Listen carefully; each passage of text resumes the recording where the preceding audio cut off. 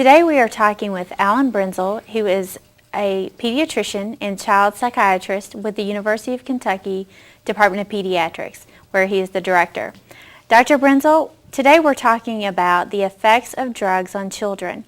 Why is this an issue that we are talking about? Hi Holly, it's a pleasure to be here today. I really appreciate the invitation. We're here to talk about the effects of substance abuse in caregivers and how that affects their children. And it's very important because we know that in Kentucky about 60,000 reports of possible child abuse and neglect were called in, and about 22,000 of those were substantiated. But in many of those, probably as many as half, substance abuse played a significant role. And so it's important that we talk about the effects of substance abuse and how they contribute to the abuse and neglect of our children in Kentucky.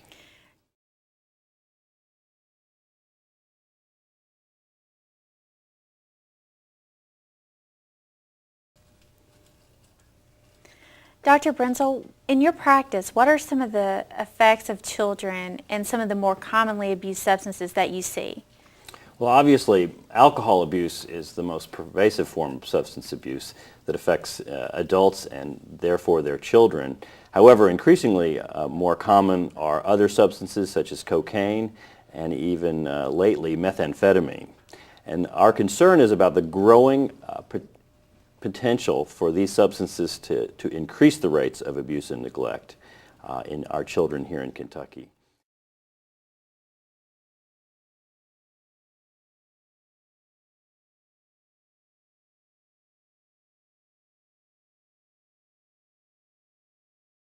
% of the referrals for possible abuse and neglect have substance abuse as a contributing factor. And our concern is how pervasive it is that substances interfere with a caregiver's ability to parent. When a caregiver is substance abusing, they don't attend to their children's needs, and very often they don't meet their physical needs, but even more so they don't meet their emotional needs.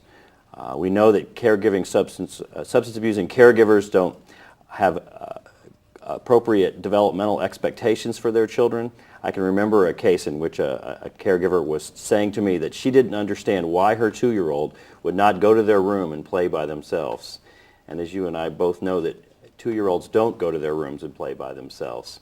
It was that faulty expectation that led us to be concerned that that 2-year-old's needs would not be met. Okay, and with recovering parents, do you often work with parents who have been reunited perhaps with children? How do you work with parents to see that they are successful when they've been reunited after a removal? Well, obviously one of the first things is that the parents need to be in successful treatment. And treatment in substance abuse involves, first of all, abstinence. So there are many stages that individuals go through when they enter treatment. First, they have to realize they have a problem. Then they have to make decisions to alter the situation and to stop using. And then once they make those decisions need to lead to action. And it's in that action phase that we hope that we can reunify the children with their caregivers. But the relapse rates are significant, and so we need to have demonstrated periods of abstinence. The parents need to have their own mental health and physical issues addressed. And then as we reunite them, we need to be carefully monitoring for any signs of relapse and that they stay connected. Because substance abuse and addiction is a lifelong problem. And our goal is not necessarily complete recovery, but remission, and we have to have a goal of abstinence. Now, about the children, obviously there are going to be some mental health needs and some other types of interventions that the children will require. What are some of those effects that you see, and then the interventions that you as a psychiatrist and a pediatrician would recommend? Well, it's a little complicated, Holly, to talk about all the various developmental stages and ages, but obviously the first thing we'd be concerned about is physical needs. And very young children removed from homes where substance abuse was a problem, very often they've not received their immunizations, they've not had appropriate health care. Especially in regard to methamphetamine, we need to make sure they haven't had any physical damage to their lungs or their kidneys or their livers. And so one of the first things is to ensure their physical health. They need a physical examination. They need monitoring of their overall health. In addition, in younger children, we often see developmental delays. They may be behind in walking, and may be behind in their speech and language acquisition. So the interventions have to do with identifying and addressing developmental delays and getting those kids involved in appropriately stimulating interventions. In older kids, there may be other issues. They may have a lot of guilt about their parents' substance use.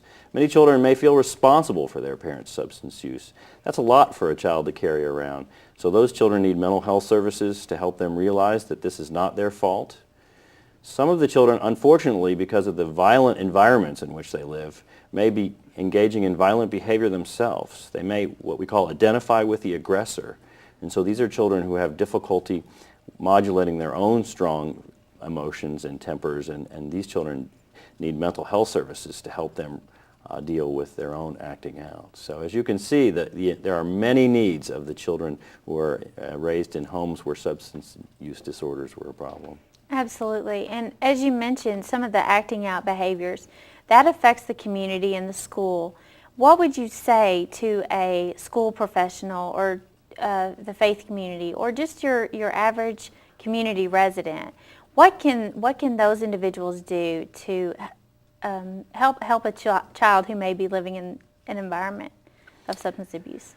Well, the first thing that we all do is we pull together and we recognize these children and recognize the risk they're in, and we work together for definitive interventions to protect them.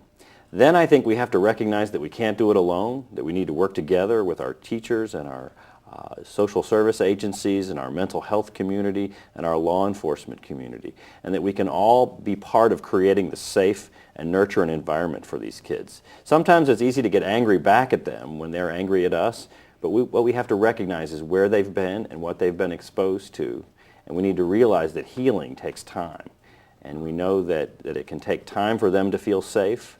And so what I would say is that we don't feel like we can help them in one day, that we work together, but more importantly, it's important that they have relationships with adults and learn that they can trust adults.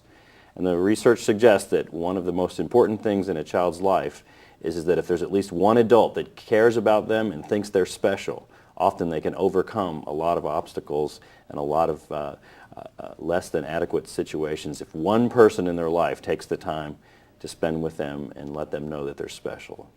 Great. Thank you, Dr. Brenzel. And that person, would you not say, doesn't have to be a professional? That could be a teacher, a coach, a minister, someone from the faith community, a neighbor, someone who takes a special interest in that child. That can make a big difference in their life. Great. Thank you very much. Glad to be here.